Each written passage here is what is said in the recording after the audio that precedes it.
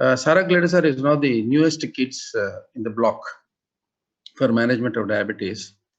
And the importance of this saroglitazar is because of the absolutely an Indian molecule.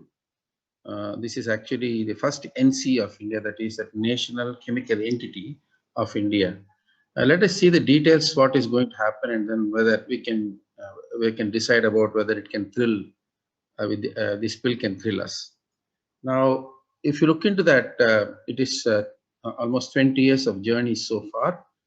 The molecule was identified way back in 2001, and then it has given approval by DGC in 2013. In between, they have finished the phase. They started the phase 3 trial in 2008.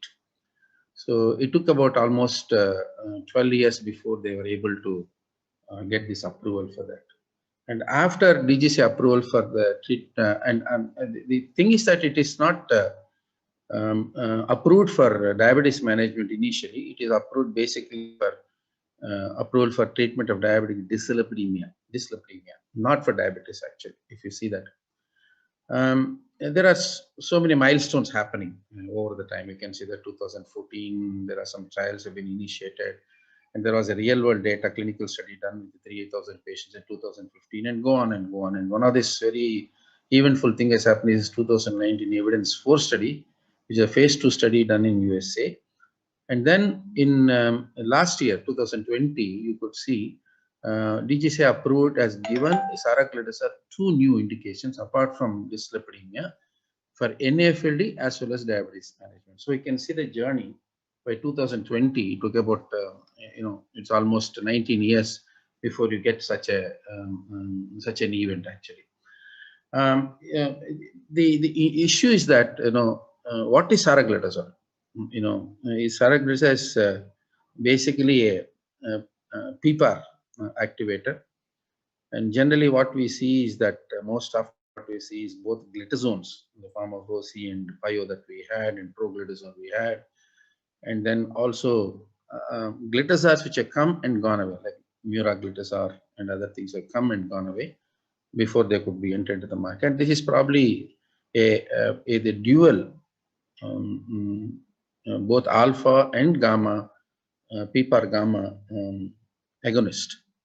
But thing is that if you see the glitazones, they're more of a gamma PPAR gamma agonist, and it's always better to have a molecule which can address both alpha and gamma agonists, so that because we'll come back again why I'm telling about this, that it's better to have both.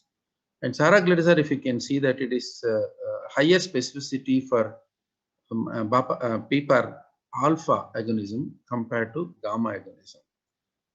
But it is there, so that you can get a dual beneficial effect on diabetic dyslipidemia as well as glycemic control. And that is what is the most important thing. And these are the pharmacokinetics, you can see that. And it's basically given it as a 4 milligram administration, found to be metabolized into 3 minor oxidative metabolites.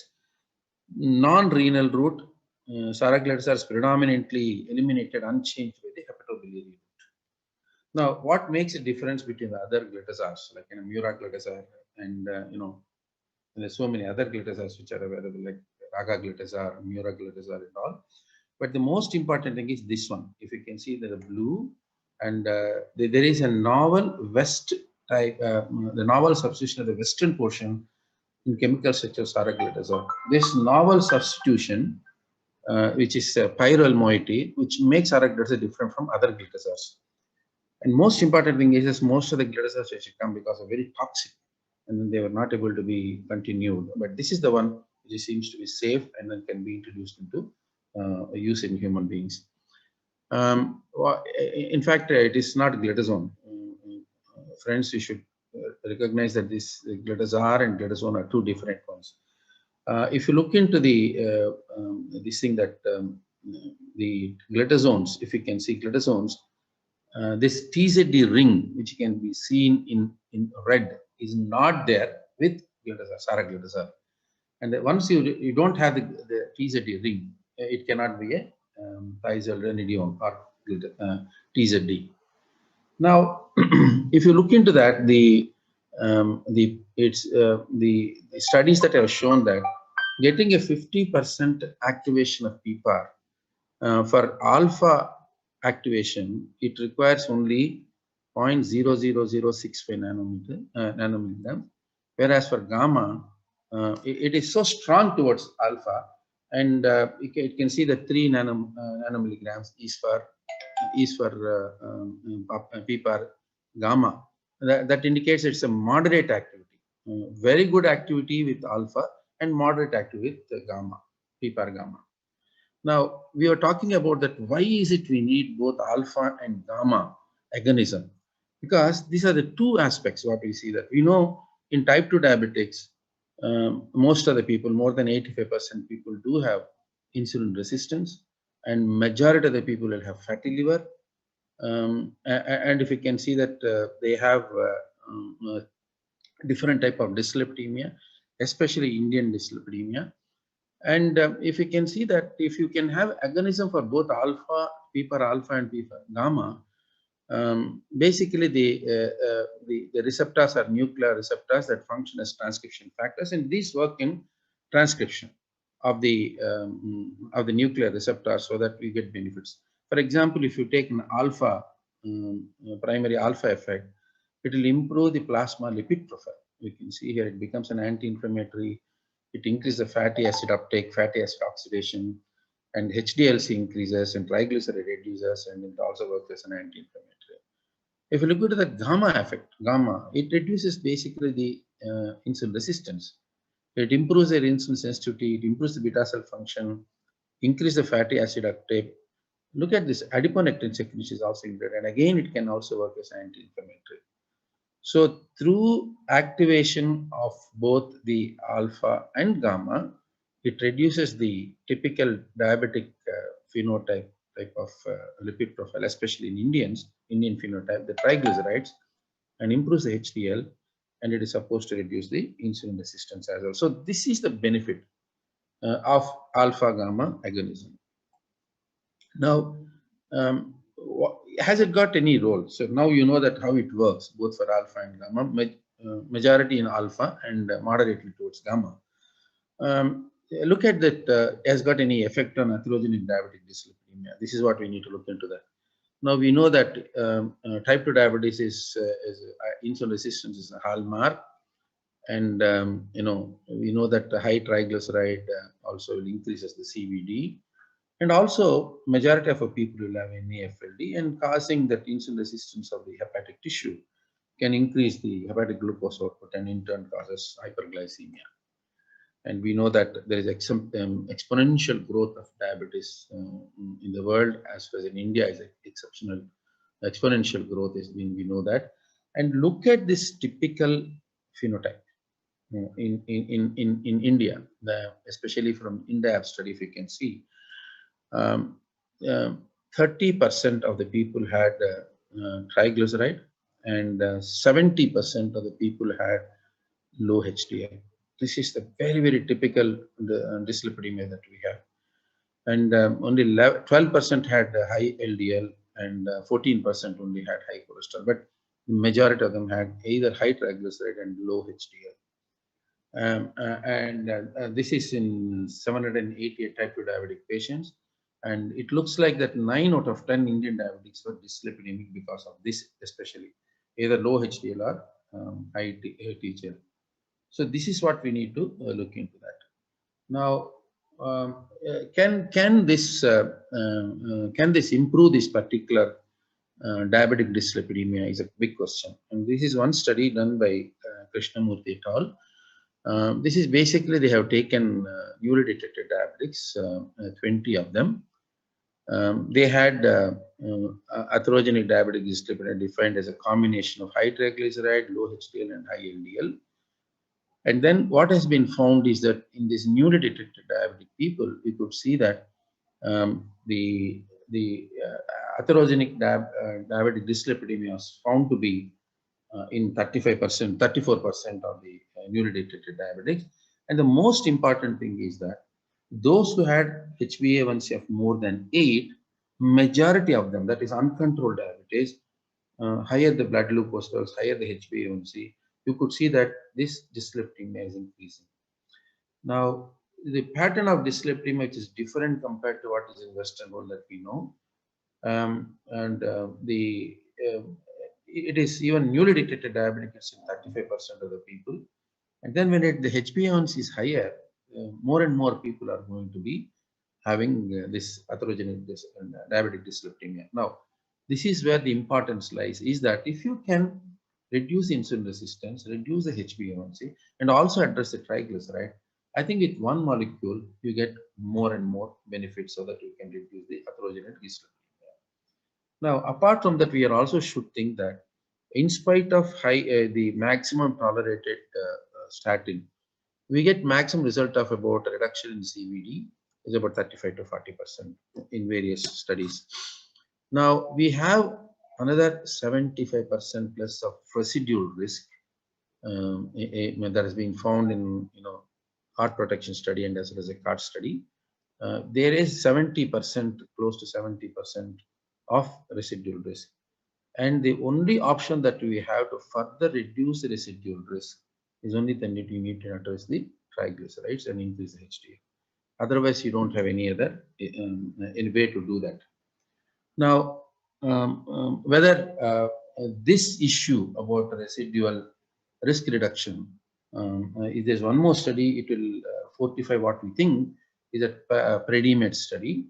It's a trial population of close to 7,000 people, follow-up period for 4.8 years, and they had about 263 MACE incidents. The most important thing is that it is more predominantly seen apart from LDL-C, those who had higher triglyceride and remnant cholesterol and were been having to have a major that is high triglyceride more than 150, low HDL-C were associated with more MACEs. And no doubt why both the ESC and AAC has clearly indicated that in high risk patients with triglyceride levels between 135 to 499, despite statin treatment, we need to consider other treatments. One of the things is that omega fatty acids, and if you can see the AAC guidelines, in spite of omega fatty acids, if I have a triglyceride more, and we need to think about fibrate. Now, is it this particular molecule which has got greater effect on triglyceride? Definitely, do we think that probably, hopefully, it is going to thrill us in future? It can be included. You can see that your triglyceride is more than 500, fibrate, statin, omega-3 plus niacin. Consider pioglitazone and insulin as being the consideration, the AAC. Maybe, hopefully, we can include saroglitazone in future as well. Now, let us look into one more study that is effect of a PPAR alpha gamma agonist on insulin sensitivity. Now, this is very interesting. They've taken about 30 patients and who had a fasting triglyceride of more than 150 and HbA1c between 7 and 9, and they did 1:1 distribution, and they given 4 milligrams of saroglitazar or placebo, and this is clamp study done, and then duration of 4 months. You can see that from the baseline level, you can see that in 4 months, you could see that there is a phenomenal increase in insulin sensitivity in those people who received saroglitazar, and also improvement in glucose metabolism. So it reduces the insulin resistance and improves the glucose metabolism, so that it is supposed to bring the HbA1c as well. Now, let us look into integrated review analysis of various studies that have been done with various duration. We can see that several authors from India, Shetty, Dr. Banshi Sabu, Shashank Joshi, Chatterjee Saab, and all these people have done it.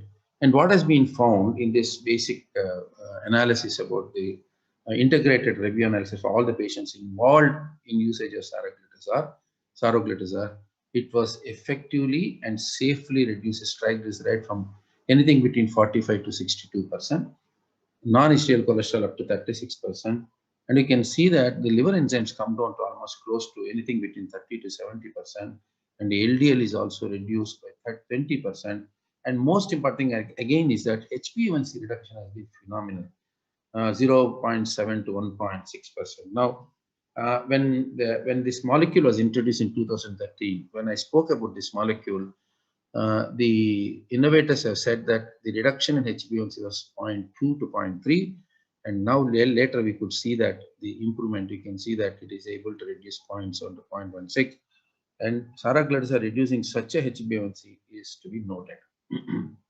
And these are the studies which have been looked into that. Now, the other aspect of thing is that NAFLD.